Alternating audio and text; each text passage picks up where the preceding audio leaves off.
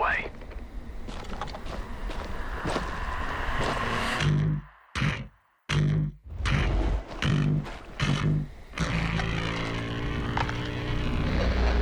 He's close. Stay here. Stand guard.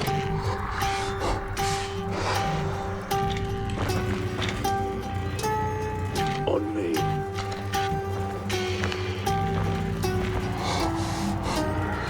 Bloody hell.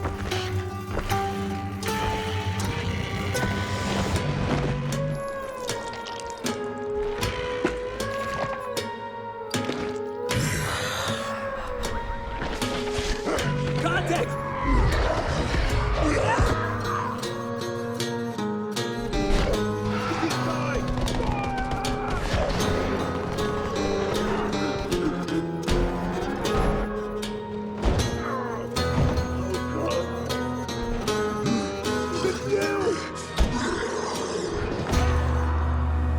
Every man has an animal within.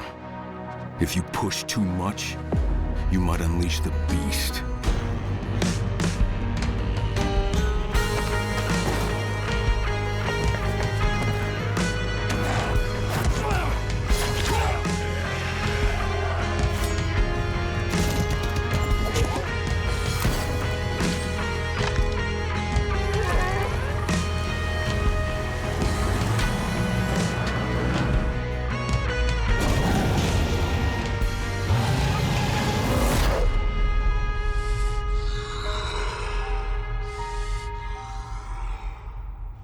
So, I saw that yesterday. I was just chilling out, looking at my Instagram feed like normal, and I came across that. And I thought, what happened to DLC2? You know, like, what? Okay, that's cool, that's great that they're like coming back with like another idea and like a game and everything, but what happened to DLC2? And like, I'm just glad that they're like finally beyond Dying Light 2 now at this point, you know what I'm saying? But then, literally not like an hour later, I saw a post of them explaining that basically this is DLC2. But I don't even care anymore. I'm just happy that Crane is back, man. Like, this is so exciting. So exciting. And so they actually did a live action teaser as well. Just throw me a kiss. Don't use my name. Just join in the game. Don't call me up. Don't call me down. No, just call me baby.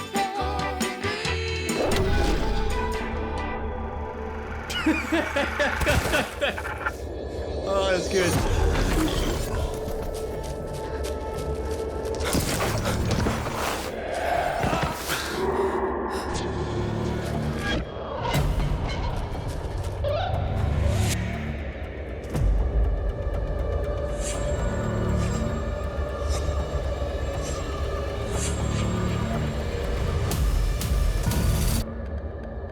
Please help me.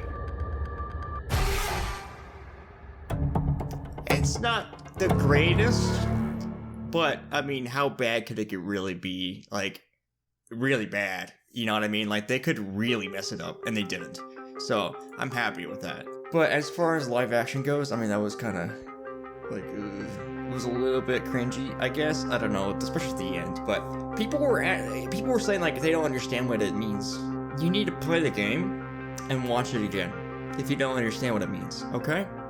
Okay. Secondly, I love that little small reference of just please help me, because that to the average person is just okay, that's another sentence, but to anybody that has played the first game, they remember those very lines being uttered by a volatile, and it's the first time you realize for a minute, like, wait a minute, are they still somewhat conscious? Are they still somewhat there? And that's where the whole zombie idea gets really twisted and dark. and I loved that part of Dying Light. I really did. I really did. Funny, I was like, dude, is the light dying inside of me, or is this like just, you know, like them moving on from Dying Light 2, and I just paid out like this Ultimate Edition from no DLC 2, and then I realized, oh, thank God, this is DLC 2. And it's the best case scenario when it's actually like what we need for the franchise right now, honestly. I think the only thing you could honestly do is just launch the DLC in a very, very unoptimized state. And that would be, you know, it's to its downfall. But otherwise, I mean, I don't think they can really mess it up at this point. Yeah, am I upset that we didn't get the, what was DLC 2 supposed to be? It was like the, we were supposed to get Elysium. That's right. That's right. We were supposed to get Elysium. For a minute, it took me a minute, man. Oh, it's been so long. Okay, you want the rundown? If you don't know, basically this is supposed to be the continuation of the story with Crane after he has escaped from Haran after experimentation, and you know, it's 13 years later. You know, he's seemingly infected, but still human. You know what I mean? You can see it in his eye. He has, I think, his well. Video is flipped, but so is his right eye, I think. So the line that Crane made reminds me a lot of Sonic Unleashed, actually. I think that's a very good thing. I think Sonic Unleashed was amazing. Obviously, that's going quite a ways back to the Wii era. I don't know what's more funny, the fact that I thought it was a new game and they were ditching DLC 2, or the fact that they were doing DLC 2 and a new game at the same time.